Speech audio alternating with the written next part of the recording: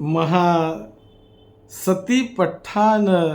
सुत्त part 3 सभी प्रकार के हर प्रकार के दुख को दूर करने वाला, किसी भी प्रकार का दुख हो शरीर में मन में उसे निकालने वाला और महान सुख शांति को वर्तमान में ही दिलाने वाला जो रास्ता तथागत बुद्ध ने बताया महासतिपट्ठान के द्वारा, ये पाली त्रिपिटक का दीर्घ निकाय का बड़ा ही महत्वपूर्ण सूत्र है,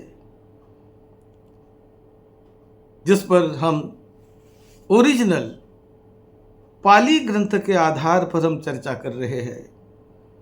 तो कायानुपस्सना में आनापान पब्ब ये बुद्ध सिखाते हैं। तो आनापान कैसी करनी चाहिए, यानी अपने सांस के आने वाले सांस को जानो, बाहर जाने वाले सांस के जानो। कैसे जानेंगे? तो बुद्धवाणी है, परिमुखं सतिं उपट्ठपेत्वा सो सतव अस्सति सतव पश्यति। अपने नासिका के चारों ओर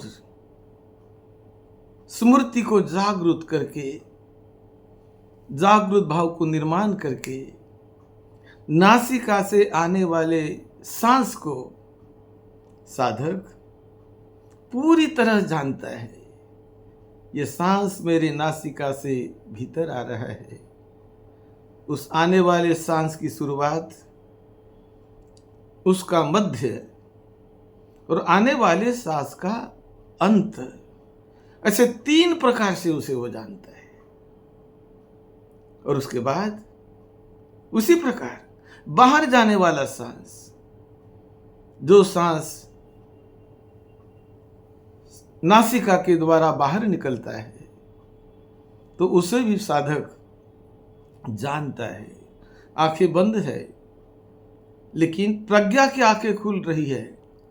अपने मन से जानता है, प्रज्ञा से जानता है कि सांस मेरे नासिका से बाहर निकलने वाला सांस है। ये लंबा है तो लंबा है, छोटा है तो छोटा है, मझला है तो मझला है, ठंडा है तो ठंडा है, गर्म है तो गर्म है।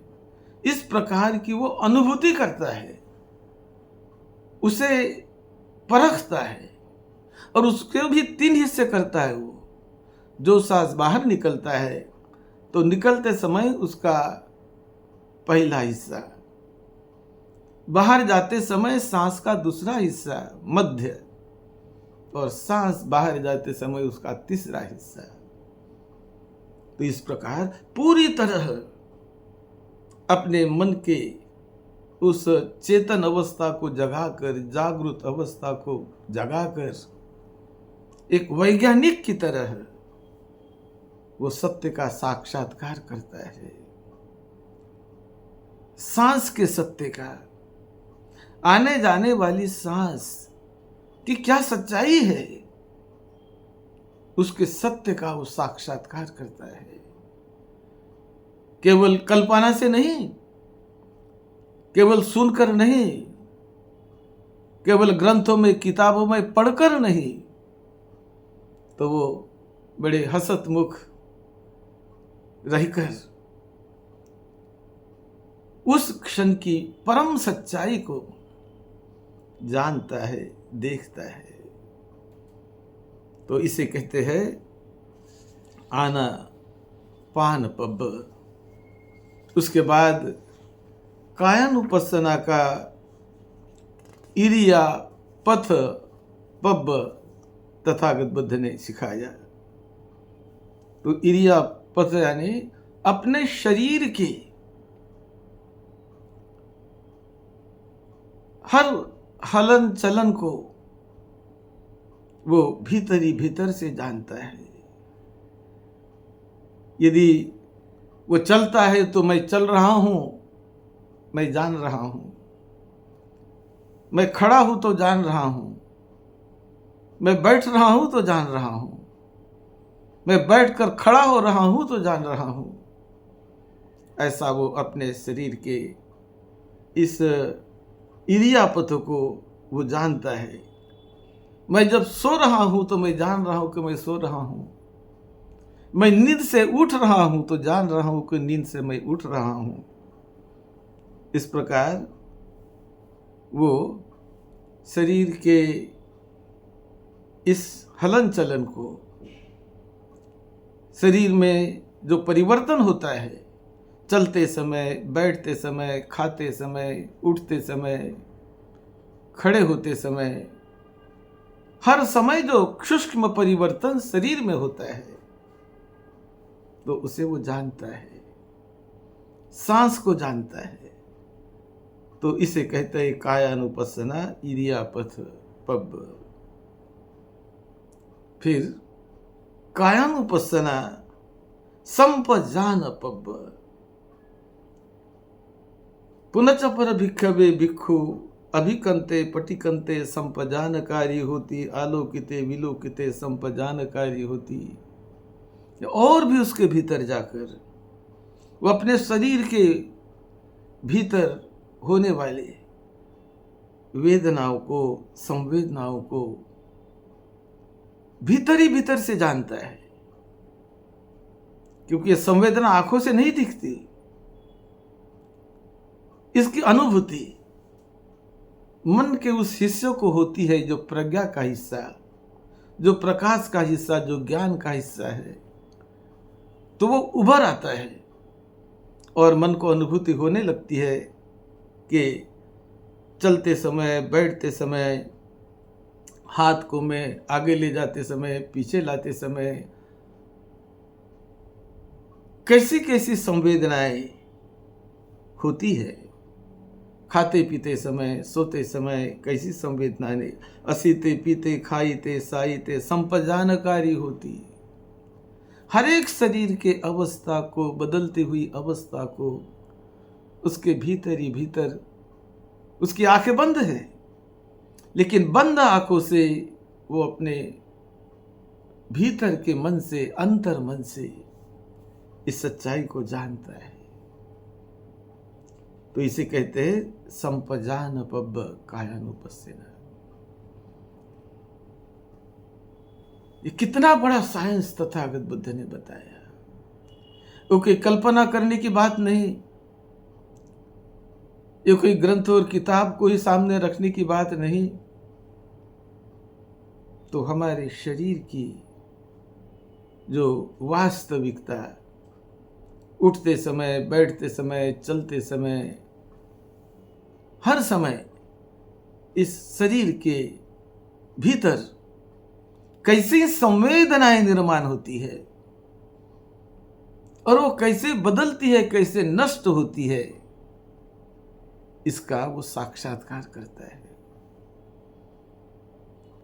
और ये साक्षात्कार करते करते समुदय धम्मानुपस्सी विहरति, वय धम्मानुपस्सी विहरति, समुदय वय धम्मानुपस्सी विहरति। वो टोटली पूरी तरह से अपने शरीर के भीतर, भीतर से निर्माण होने वाली संवेदनाओं को वो जानता है, वैज्ञानिक की तरह जानता है।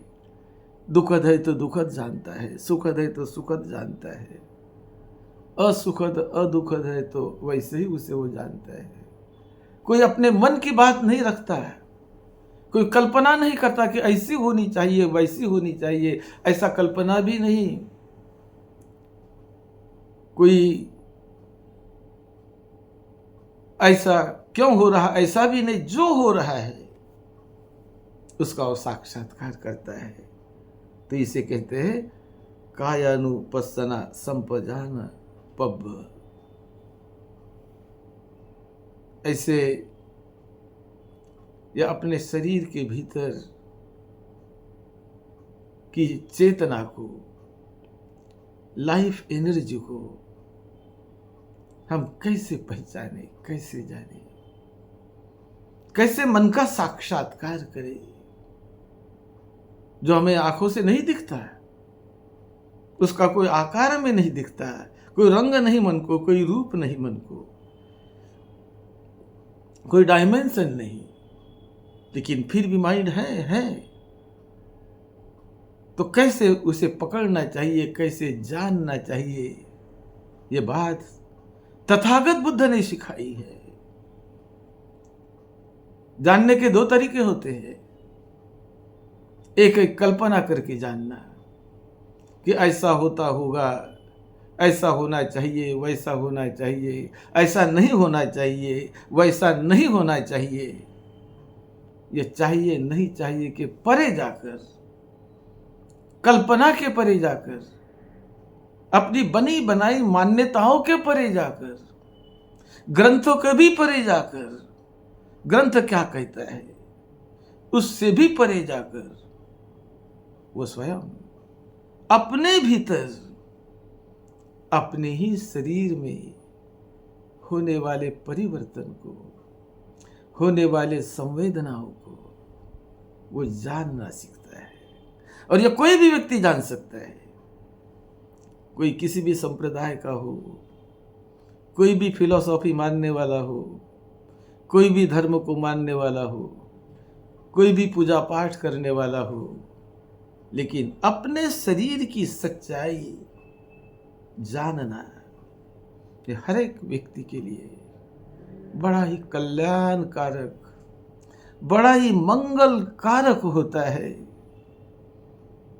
और ऐसे चलते चलते, एक एक कड़ी आगे चलते चलते वो आगे बढ़ते रहता है और अपने जीवन को प्रकाश में लाता है, ज्ञान को जगाता है भीतर से, प्रज्ञा को जगाता है भीतर से। वो प्रज्ञा दृष्टि बाहर से नहीं आती, भीतर से जगाई हुई प्रज्ञा दृष्टि बड़ी कल्याणकारी होती है, बड़ी मंगलकारी होती है। यही बात तथागत बुद्ध ने सभी दुख को दूर करने के लिए और अनंत महान सुख शांति को पाने के लिए ये बात तथागत बुद्ध ने बताई है, सिखाई है। आइए हम उन बुद्ध वाणी से, ओरिजिनल बुद्ध वाणी से प्रेरणा लेकर अपने जीवन को धन्य करें। मंगलमय बने आपका जीवन, आपके संकल्प साकार होवे। यही मंगल मैत्री के साथ सद्धम्म की सेवा में, आपकी सेवा में डॉक्टर भदंत राहुल बोधी महाथेरो। आप इस क्लिप को शेयर करिए, सब्सक्राइब करिए, लाइक करिए, अपने रिश्ते वालों में, दोस्त मित्रों में भेजिए और बुद्धवाणी का, ओरिजिनल बुद्धवाणी का लाभ दीजिए। यही मंगल मैत्री आप सभी को भेज रहे हैं।